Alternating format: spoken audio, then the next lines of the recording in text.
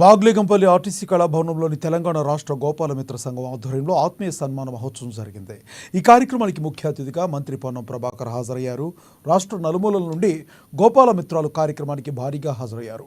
రాష్ట్రంలో పశు సంపద పెరిగే విధంగా గోపాలమిత్రులు వారి సమస్య పరిష్కారం అయ్యే విధంగా చర్యలు తీసుకుంటామని ఈ సందర్భంగా మంత్రి పొన్నం తెలిపారు.